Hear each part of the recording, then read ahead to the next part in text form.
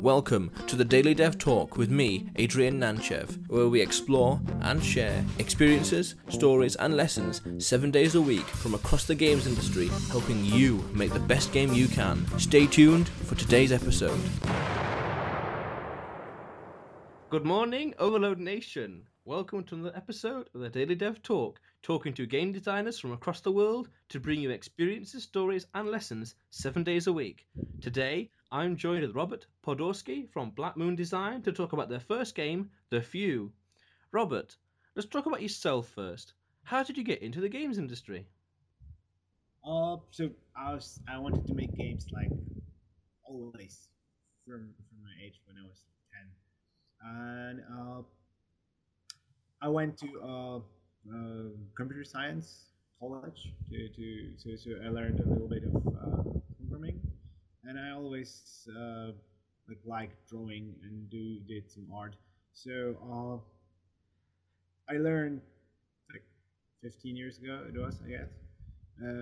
I learned about a software called Macromedia Flash, and I figured out that I can draw and I can code, so I can finally do what I always wanted to do, and I started making games back then. So basically, that's and at first I was like just for myself, and I didn't show those games to anybody. But at some point, figure out that we can actually make a living out of it. So Hmm. yeah, the first steps were totally, and actually that was quite a long time in my life when I was doing browser-based uh, games, Flash games, and we actually, my team and I, we still are doing quite a lot of browser-based games. Those are HTML5 right now, but that's like the core uh, of what we are what where we are coming from. That's uh, yeah, Flash games. Flash was really cool. Nice. Okay. So tell me about the studio. Tell me about Black Moon Designs. How many people work there? What is its structure? And what software do you use? So basically, we are based in Poland, in Poznan. That's a city in Poland. There are 6 people, 6 guys are coming like daily to the office that we are renting, and we work together and on the games. It's like not really strict. So if somebody prefers to work from home for some time, he can do that without any problems. There are 2 additional guys who work with us, which are from Warsaw and from London, and we cooperate on a daily basis. And I, well, they're part of a team, but they're not like living with us in the same city. So it's all uh, somehow it's not nothing really strict. It's like you can work from home, you can work from the office.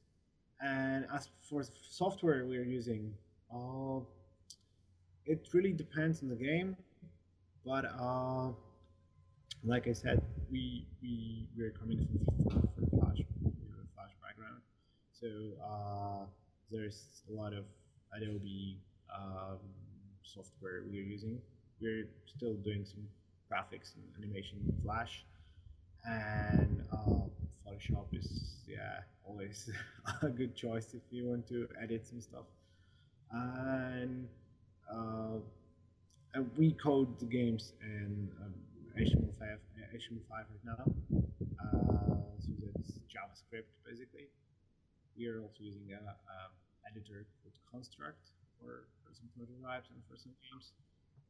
And there's what I call what I'm calling romance with Unity nowadays. So I'm doing some stuff in Unity, which is pretty cool. Cool. That's pretty all sorts of stuff, and really depends on the game. So tell me about the few. Let's tell me about the game then, and what you wanted the player to experience.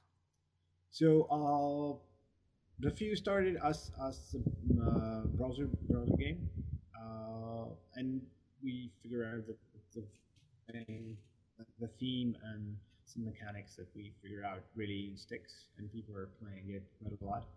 So we just like enlarge the whole thing, and after some year and a half of development, we had like a fully grown up PC game out of a Flash game. And what I intended to do to have in the view is there was this very old Commodore 64 strategy game called Battle Britain, and I remember when I was a kid, I was like playing that uh, like 24 hours straight all the time, and I remember all my emotions from those times, some kind of anxiety and I tried to put that all in the game. So just with like modern graphics and some modern gameplay options. But the Few is really a quite retro thing in its core. Well, I liked it. I noticed straight away its difficulty curve. It's like you have to survive for 50 or so days in the Battle of Britain in an archaic style. You have to build squadrons, deploy them, defend. And at first I didn't quite know what to do. After the tutorial, it's like great, okay. And now I'm like, well, nothing's happening. Nothing's happening. There's no enemy. I can't build anything else. There's no new air bases and such. And it's like nothing's happening. So this is gonna happen for like day one and two and three. And I realized that you have to build the stuff. I forgot that. And then hang on a minute, I can't. There's no enemy because no radar, nothing of the sort. And it's like, oh wow, that changed my entire perception of the game. That suddenly I have to build it because I just forgot. And then I didn't realize that I couldn't see the enemy, which makes sense as well because in the war, radar was important for early warning. They had the two different kinds of the radar, but yeah, didn't think of that. And did the difficulty curve. Like the first time I did day one, the commander was like, "Very good job." Tried it again because I went wrong, and then after that, it's like we fight to live another day, and I loved the art, loved the difficulty curve, and it was like it wasn't too difficult, wasn't too over the top, wasn't too overly complicated, and just a very very beautiful compact game. And also, I really like the tiles as well. Like you can't build on everywhere in the UK because well that's strategic thinking. Then you can't just spam flax all the time. So I really like the game, especially the difficulty curve. Which after day one, it's like oh dear, problematic. We lost squadrons and they weren't Yeah, even scrambled, and it's like oh okay, that's not good.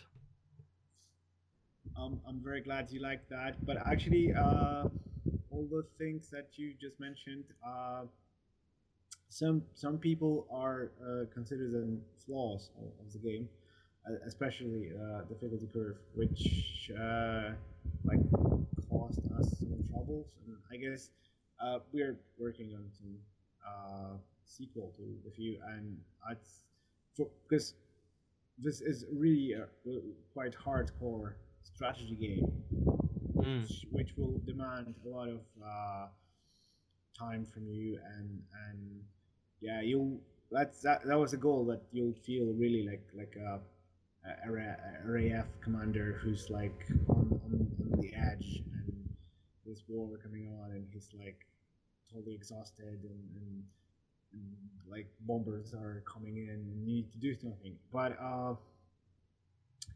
a lot of like casual gamers, which were somehow this game have quite cartoonish graphics, I would say, and some gamers were picking it up because of they thought it would be a light casual title, and yeah, they were not that very happy about the difficulty of Mm. the game. So that that's something that we would need to figure out for later uh, games to like have it set from like have a very clear message that this game is really uh, not for everybody. It's really hardcore stuff. I understand what you mean, but I didn't think that. What I didn't like was the patrol system with the aircraft when you scramble them. When you give them no orders, they'll go straight down to France and they'll turn around and go straight up north. And it's like that's kind of what I want. I don't mind them going south, but then when they go north and they pass their airfield and they just keep going north of England, it's like that's not very useful. I want them just to patrol in the local area. Whenever I give them that line, and then I end up with returning back to base. Instead of doing all this elaborate movements, they'll just go straight to the base, and it's like, well, that's really not what I want either. I want them just to patrol the area, preferably stay overland in case they lose in the battle, they can parachute and return to base easier. But they just either have not enough fuel, or they just have to go back to base like every now and then. And whenever an enemy comes along, if they bomb, the base, they're likely to lose planes and or men. So it's like I can't keep in the air long enough. I can't keep them doing something in the air without having to micromanage, and can't keep them on the ground just in case because you can't see when the enemy comes. And it's like you can't win.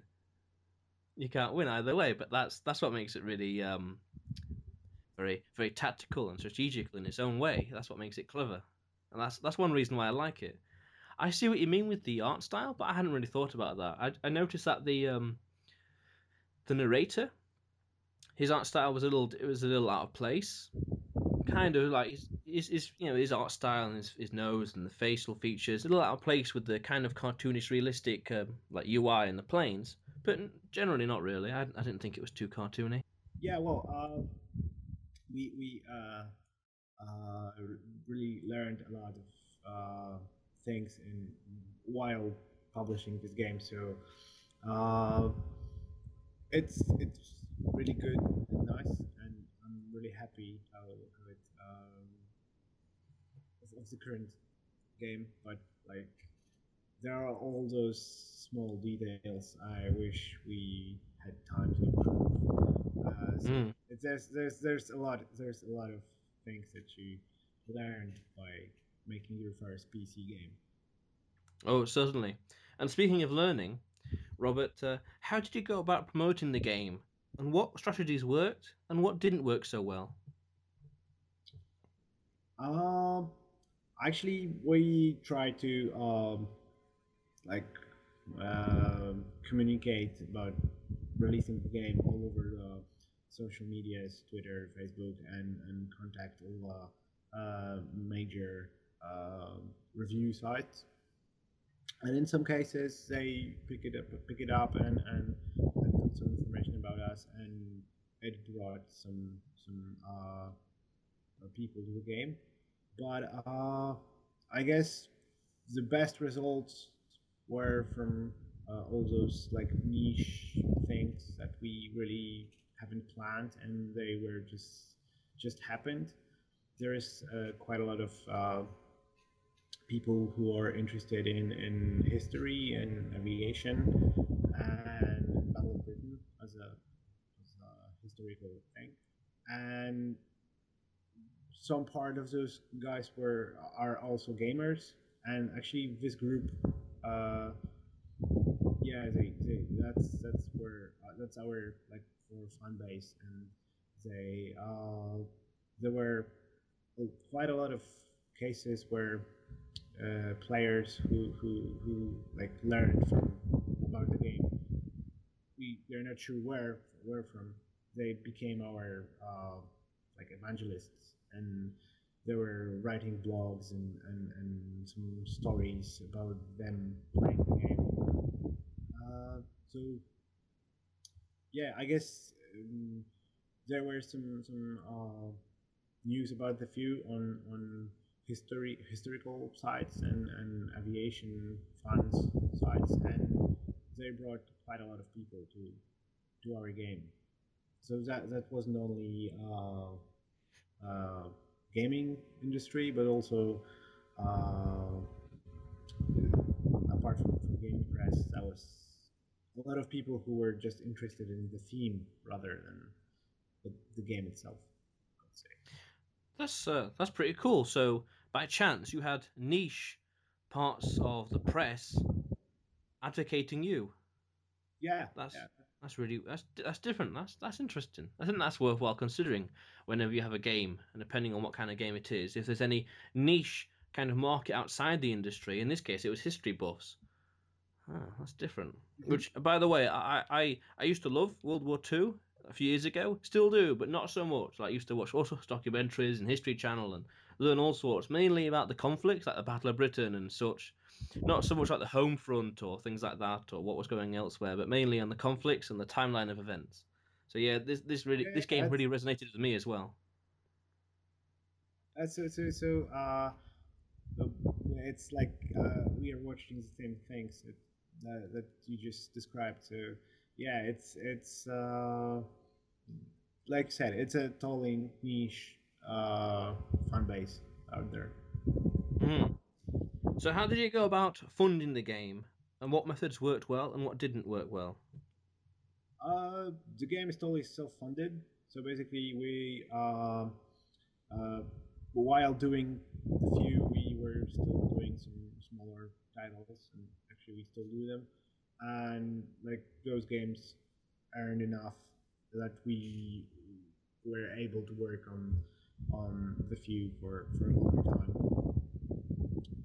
Okay. We tried Kickstarter with like moderate results. We did The campaign wasn't funded, but actually, even though it wasn't funded, we got some publicity out there, and people like started to follow the project, and like there was a the fan base started to grow. And we tried. There's a Polish crowdfunding service, uh, and the campaign was successful, and we got some money from it.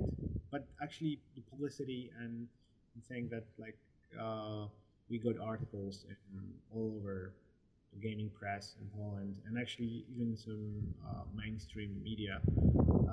Yeah, that was pretty huge as well. So I would Hmm. say crowdfunding was, in our case, it was more about publicity than money, really. Hmm. Yeah, I can understand that. So what was cut from the game and why? Uh, Actually, well, we had plans that you would be able to play as both sides of the conflict. And at some point, we figured that like making a top, because Battle of Britain is really not synchronous. One side is defending the country, and the other side is attacking. So we would need like two separate AIs, one for RAF and one for Luftwaffe, if we would have an option to play as both sides. And like making the AI was pretty hard and time taking. So unfortunately, that option to play on both sides, we had to drop it. So it's only we can only play as RAF. But That's understandable. yeah, That's understandable. It would have been too big. Yes, yeah. But definitely. actually, we are planning to have this option at some point. I'm not sure if I'm pretty sure it won't be in the game which is out there, but it would have to be kind of a sequel. But it's still in we're still working on that, and this idea is still alive. Hmm. So what was the biggest thing you learnt while working on the game? Biggest thing, uh, well, we had this those actually I wanted to say prototypes, but that was like almost a complete game, and we showed it to some test players, and figure out that we all the all the UI and the way that you control the game, which we thought would be like straightforward and easy, and we described everything, we figured out that like nobody could really play it, and people will think that the game is not that fun because they don't know what to do. And well, actually, they know what to do, but they don't know how to do it. And so we rebuilt it, the whole control schemes, schematics, and tried to make the game easier to control, which like we partly managed to do that, but still uh, the feedback for the first versions that were that it's not very easy to get hold on the game, especially for everybody. So I would say the biggest thing that we learned is that you should really show your game to some test players and make sure everybody gets what you're trying to say, basically. So Mm-hmm. because like uh, if players won't be able to play your games if they won't know how to do that, yeah, the rest doesn't matter really. So and figuring out some kind of like specific gameplay ideas, something which are like new, doesn't really help that because like a lot of people try to like well, there are some control schemes in real time strategies that normally people are using, and in our game you do that stuff differently, which maybe is not the best way to approach. So uh, for example, you can't well you can't select multiple planes in the view, but you do that by like linking them together. So every plane knows who its commander is, and and some planes have like wingmans, and you control multiple multiple planes by so every plane follows its commander. Uh, but yeah, normally in RTS you can just like select multiple planes with like dragging the screen with shift and select them and give them the same command. And in our case, you just need to give the commands to the highest commanding officer, and the rest will follow. But that that isn't like straightforward for everybody. Mm-hmm. So, what was the worst thing that happened, and how did you overcome it? Yeah, I would say the worst thing that happened is that like uh, after releasing your game, like there are so many games out there that at first you don't get noticed at all, and because like you need to fight with fight for visibility with all other games that are being released at the same time. So I guess we weren't prepared for that. We just wanted to make a game, and we were doing our best. And when the game was finished, it was like, yay! We will just publish it, and yeah, we published it, and like then ask ourselves what to do now. And I would say quite a lot of work was put into uh, letting the world know that the game is out there. I would say it's like uh,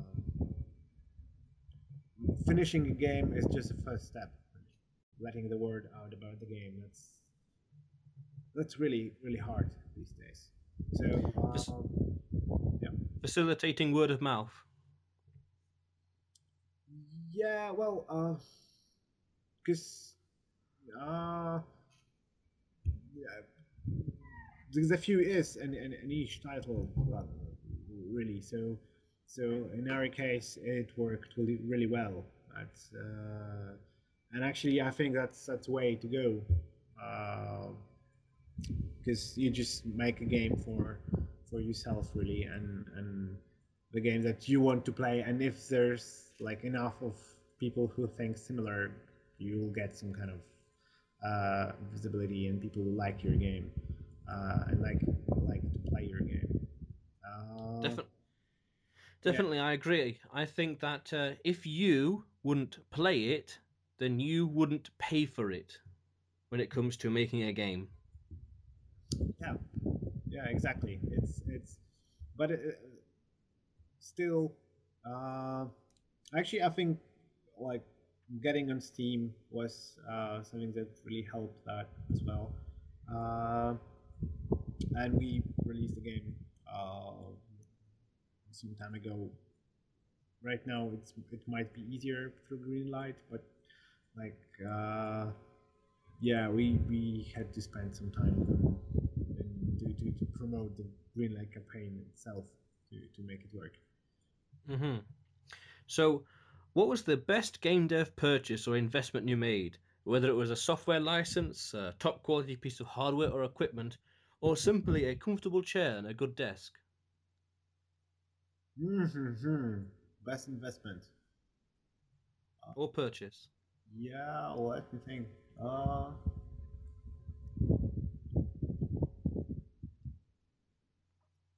Actually, I'm not sure. Yeah, sure. Software is important, and comfortable workspace is also important. But I guess it's like the most important thing is the people that you make the game with. So I would say, uh, yeah. Well, since everybody had their favorite tools and their favorite ways of working, I mean, like coming to office or not, or working during the night or not. That was like that gave the best results, really. Uh, you can spend a lot of money on stuff and still not make the game at all in the end. So I guess yeah, people are far more important than the things you make the game with. But yeah, I would say that was so all the investments that went to building a team and actually working together. Those were like the most important stuff. I understand. So, the good combination of people was the best. Yeah, So, what game development related book, lecture, or learning resource can you recommend? actually, there are some books on the subject, but I personally I tried a few of them and didn't really uh, like had enough time and to actually finish this. But I say the most important thing I've learned about game design is from other indie developers who like met at some conferences and events, or with whom I like spoke or wrote. Uh, I like follow them on Twitter or read their blog posts and so on. So basically, people who created games before me and they shared their knowledge and their tips, and even though their games might be totally different and maybe I didn't face the same problems, but like learning about a way of solving things, solving issues, that was really helpful. So I would like uh, focus more on learning from people who are already doing games and actually publishing games Mm. and writing blogs and stuff, rather than just like reading books by theory, which are just a theory, right?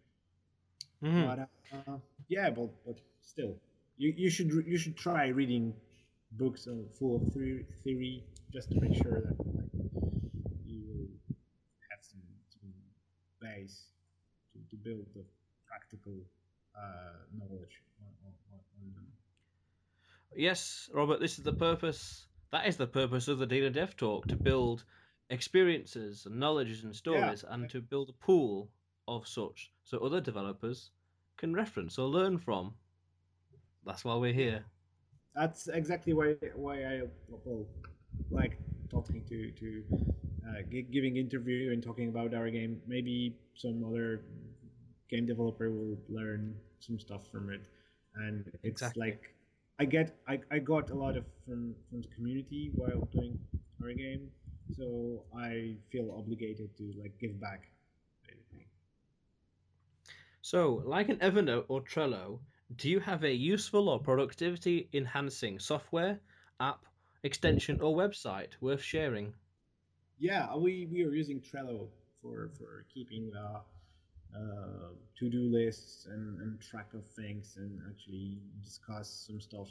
So yeah, I would say it's really helpful. Anything else at all? Stuff like Google Calendar to like mark development cycles and why not? But it's actually I figure out that for even for the few and for the smaller games, you shouldn't do that much planning and writing everything down because everything is going to hell sooner or later. So basically you should really focus on doing the game now and solving the current problems. And of course, there you need to have a bigger picture and know your goals. But like excessive planning won't do any good. I guess it will go to pieces sooner or later. Well, I agree, and sometimes the plans don't always. Sometimes things don't always go according to plan, and you have to change at the last minute or change drastically because X, Y, Z factor changed, and there's things you can't always foresee. And it's just a case of you can plan in general, know what to do, but you can't plan it all out. So, speaking of which, what advice would you give for game developers and small indie studios or people trying to get to where you are? The thing about not planning, or is it anything specific you want to say? I would say that you should start small because we've did like 100 smaller Flash and browser games before the Vue, and I would say the Vue wouldn't be possible if we didn't do all those smaller games before, and uh, so yeah, it's like for us that was like really small project first. At like some 10 years ago, I was doing really like small, tiny games, and then so those games started to grow and be bigger and more complex, and there was a team of people making them, and at some point we were able to make a PC strategy game, right? But I don't think that would be possible if we would just start with a huge game and try to do that from scratch without any base and without any experience. So if you would like to start, just start small and make sure it works for you, and you'll learn a lot with every game you make. When you say start small, how small are we talking? Are we talking like flash games you'll find on a website, or are we talking about simple point and click games, or how small exactly? Actually, it's up to you really. But I personally I like game jams a lot, and game jams usually have like some fixed amount of time, like 24 hours or Hmm. 48 hours, and that's the best way to start. So it's really you can just spend a weekend, create a game, and learn a lot from it. Most I agree. probably the game will be not that good, but yeah, it's still worth to attend to every game jam there is out there. It's part of the learning process as well. Yeah, and actually Hmm. part of the process of meeting people and talking to them because usually game jams are quite social events. So. Hmm. So, what is next for you, and what's the best way to contact you? So obviously we are still working on a nicer, bigger, and more complex version of the Vue. Uh, we are working, like I said, with something in Unity. We'll see how it goes. And yeah, we are still doing all those smaller games to to pay our bills and basically enlarge our like horizons. And I guess if you would like to contact me, the best way would be Twitter. I try to hang out with Twitter quite a lot. So my Twitter handle is BlackmoonDev. You can just ping me anytime you would like to talk or ask some questions. Well, Robert, that's cool, but it appears that we're out of time for this episode of the Daily Dev Talk. Great talking to you, and a few things that are worthwhile learning, and a few things that were interesting and insightful as to how you make the few, and plenty of things to think about. I wish you well on your endeavours and on the few too. Interesting name. And I'll see you on the flip side. Thanks for listening to today's episode of the Daily Dev Talk with me, Adrian Nantchev. If you are a game developer that wants to get your name and game out there and to share your experiences and stories, or you have feedback or opinions of the show, then contact me at info@gameoverload.co.uk. That's info@gameoverload.co.uk. Stay tuned for tomorrow's episode, more to come.